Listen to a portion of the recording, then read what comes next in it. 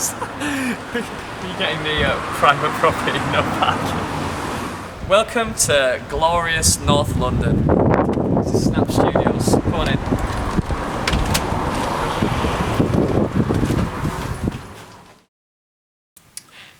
So this is the control room. At the centre we've got this beautiful vintage Neve, dated somewhere between 1972, 1976, depending on the age of the modules, the Mic Pre modules. The Mic Pre EQ is essentially the same as a 1081. Beautiful, full-bodied, classic Neve sound, very easy to operate. We retrofitted flying faders, the same as what you'd get in a VR, so you can do fully automated mixes.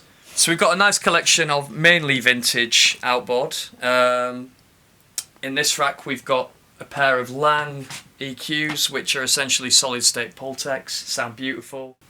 And moving on to the special section, beautiful, well maintained Fairchild 670, which sounds absolutely fantastic. I'm sure you all know what this is, so I don't really need to explain.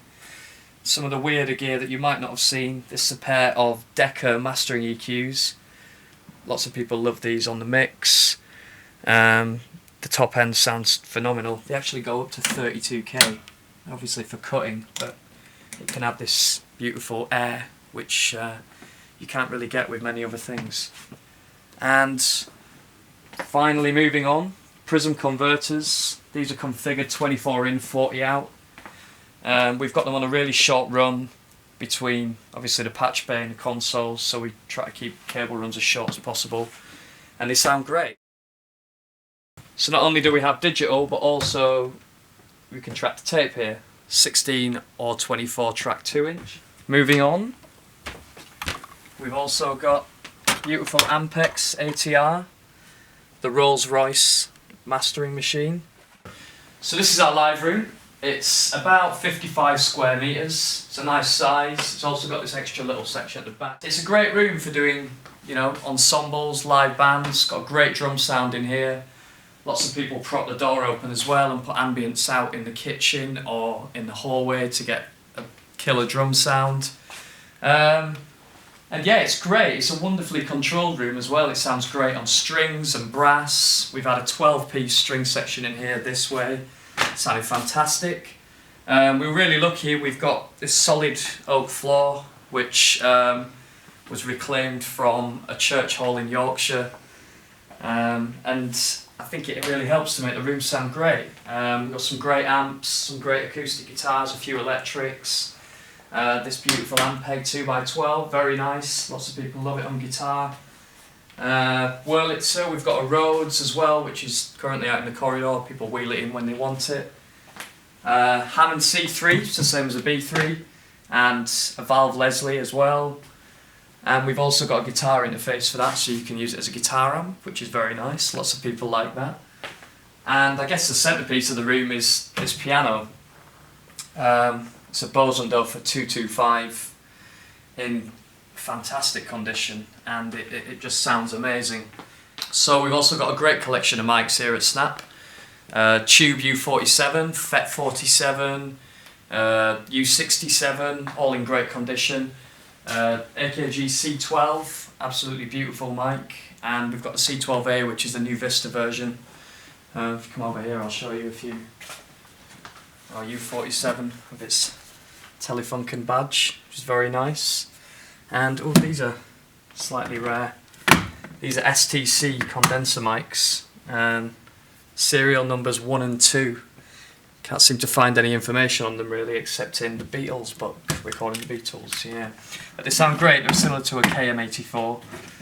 What else? We have a pair of these RCA BX44s, and we've got a DX77 as well. Coles, DPA, everything you need really, everything and more. This panel here, which is on a really short run through to, on Vovox cable actually, through to the patch bay there on the shortest run that we could do.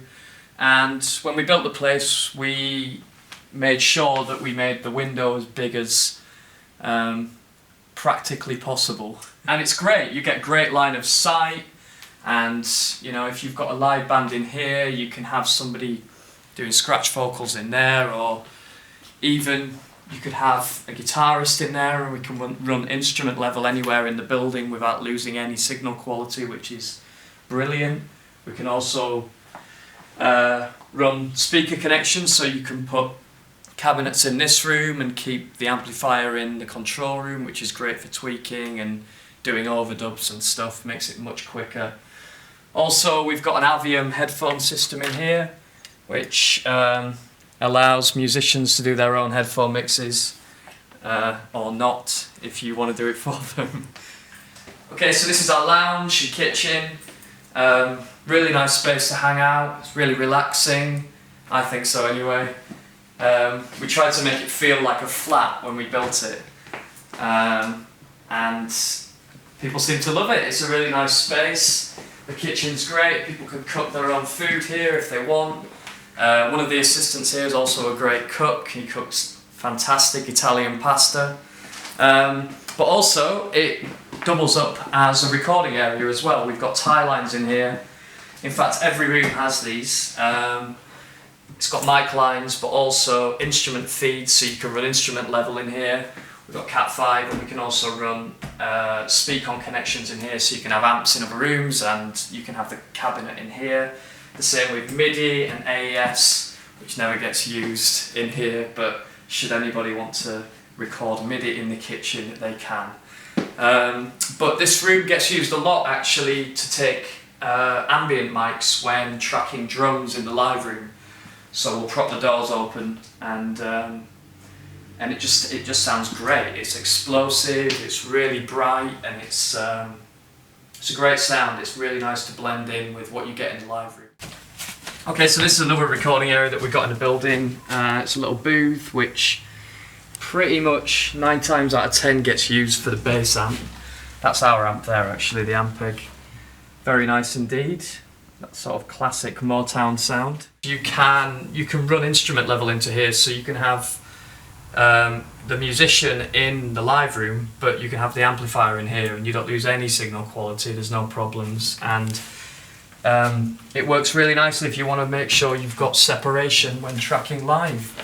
If you can follow me as well, I'll show you another room that allows us that. Not the AstroTurf actually, which is a bit funky. This is another space which can also be used for recording. Originally this was going to be an extra little lounge, and whilst you can lounge in here, most of the time we use it to put amps or horn sections or anything that you don't really want in the live room.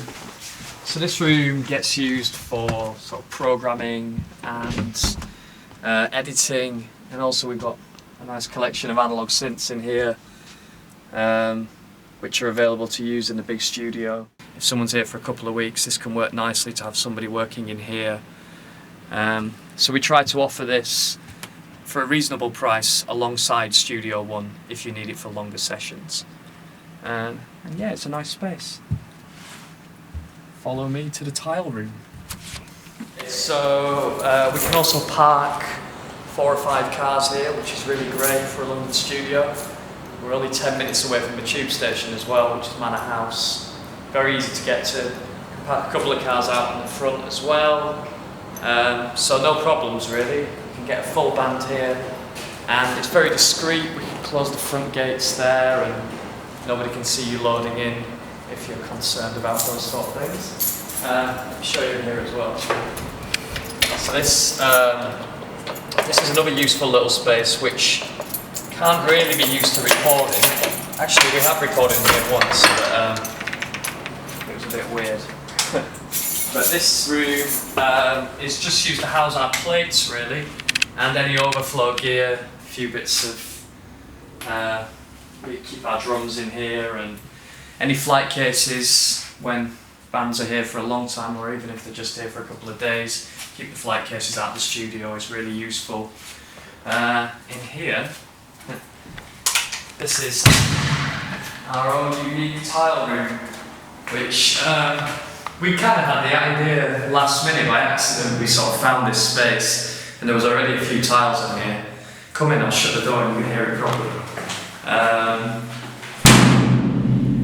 Yeah, it's got a lot of bottom end actually. But yeah, it was quite cheap to do as well. We just bought a lot of tiles and just filled the room. And these were left over from when we did the bathroom, because we've got a shower in there as well, so we had these tiles on there. And yeah, it's this 3-way journal called this little plastic speaker if you want something smaller. Sometimes people reamp snare drums in here, which is a bit bonkers, but it's really nice room for guitars and snare drums, that kind of thing. Yeah, quite funky, very unique. I was stuck in here. Right, that's it. That's it. So when the idea of Snap first came about, the plan was to build the ultimate budget studio. As things progressed, that idea slightly changed. And now what we've ended up with is a beautiful place that we feel really proud of. What we try to offer is the very best of the old and the new, but with old school values and at a really great price. So if you haven't checked us out already, get in touch.